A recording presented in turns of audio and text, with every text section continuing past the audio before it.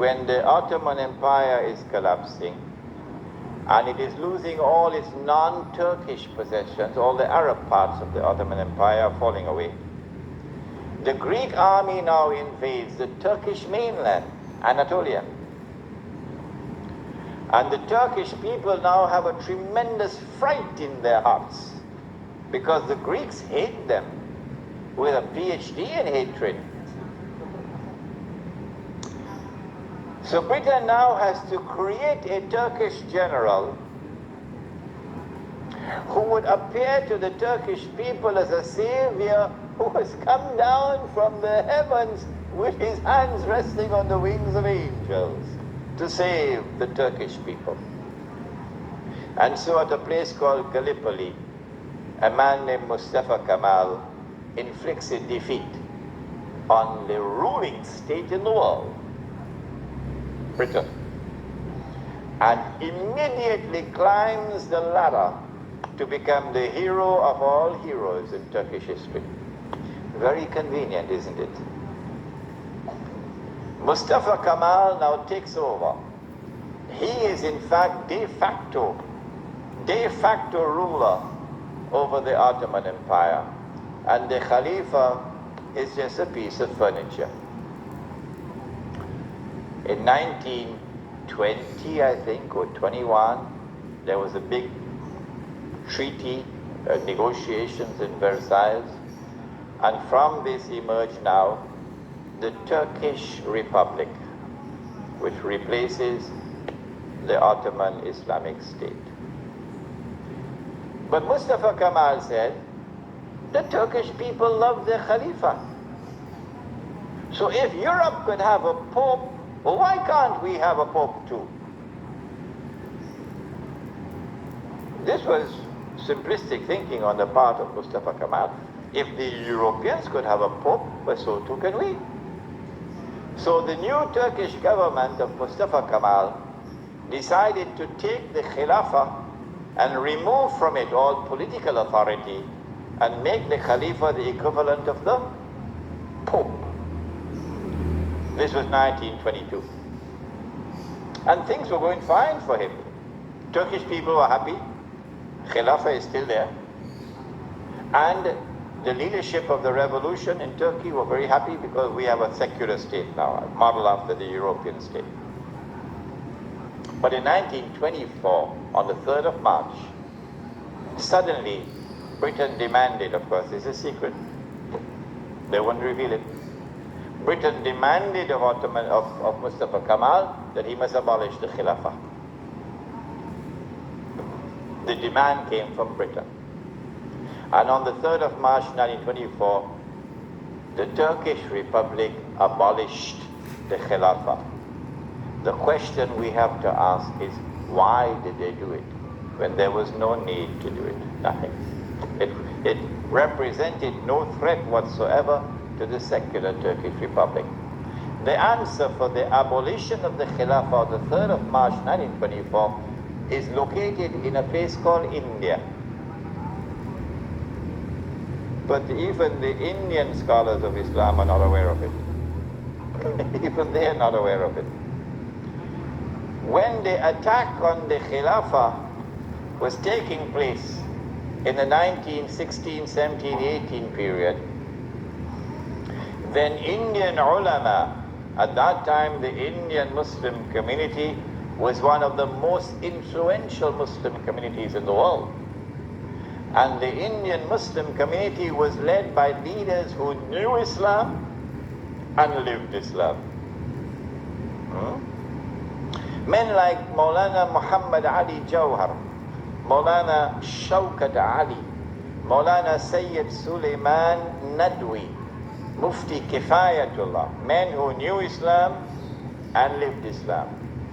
And they wanted to get rid of British imperial rule in Britain, in India, so that when they got rid of the British, they could restore Islamic rule over Muslims. That's all they wanted. Get rid of the British and restore Islamic rule over Muslims. And they realized that they could mobilize the Muslim masses of India over this issue of the Khilafah, because everybody loved the Khilafah. And so they established a movement which they call the Khilafat movement, Harakatul Khilafah, the Khilafat movement. When they established the Khilafat movement and it began to mobilize the Muslim masses, the body which was sleeping is now waking up for revolutionary struggle to preserve the Khilafah in Istanbul. The leader of the Hindus realized, but wait a minute, the Muslims want the same thing that we want. We also want, the Hindus, we want to get rid of the British. And we want to restore Hindu rule over the Hindus.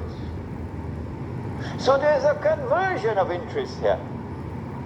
So Gandhi, who later became known as Mahatma Gandhi, Gandhi approached the leadership of the Khilafat movement and he said to them, listen, the same thing you want, the same thing I want. So why don't we join forces? Will you allow me to join the Khilafat movement? And guess what the leadership of the Indian Muslims did? It was revolutionary theory on their part, and we praise them tonight. They admitted, they accepted the offer of Gandhi, and they formed an alliance. And so the Khilafat movement in India now became a Hindu-Muslim alliance for the purpose of getting rid of British rule. And then that would replace, that which would replace British rule would be Islamic rule over Muslims and Hindu rule over Hindus. This constituted the most dangerous of all threats that Western civilization have ever experienced in its entire period of colonization of mankind. This Khilafat movement. Because the Western objective was to demolish every existing state structure in the world and replace it with the secular state. So that eventually the secular state could be brought under the umbrella of a League of Nations and eventually a United Nations, and this would be political globalization at work. If the Khilafat movement were to succeed, then one of the most important communities in the world, the Indian Muslims, would escape. Because when the British withdrew, Muslims will be ruled by Islam and Hindus will be ruled by Hinduism.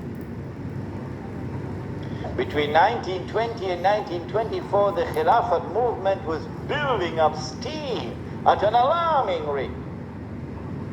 And by 1924, the British had calculated, we have to get rid of this Khilafat movement. And the only way we can think of now is to abolish the Khilafat. And so they put the pressure on Mustafa Kemal. As soon as the Khilafat was abolished, the Khilafat movement in India began to lose steam. In the same year that it was abolished in 1924, in that same year, the secularly minded British, in Indian language they call it chamcha, the stooges of the British in India, the brown-skinned Englishmen parading as Muslims, of whom the prince of them all was the grandfather of the present Aga Khan, Karim Aga Khan's grandfather.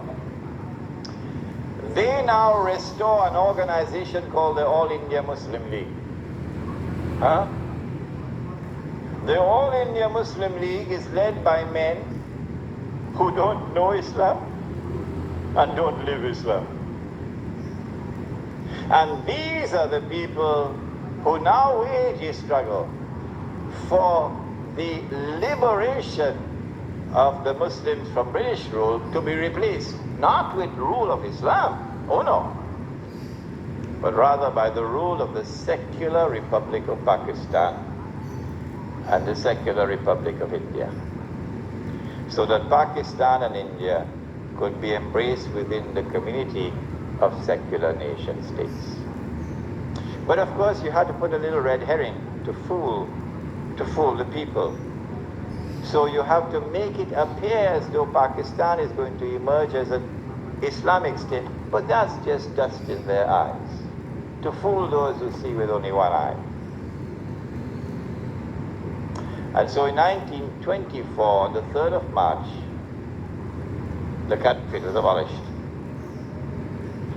When the Caliphate was abolished, Sharif al-Husayn realized that he was in grave danger now. So long as there was a Khalifa in Istanbul, the British needed him. But now that the Caliphate was destroyed, abolished, Sharif al-Husayn now realizes the plan. He says, oh my gosh, they're going to send Abdulaziz ibn Saud to cut my throat now. In exactly the same way that Abdullah of Jordan is now realizing, as soon as Bush attacks Iraq, that is the end of me. In exactly the same way that Abdullah of Jordan is now realizing, as soon as Bush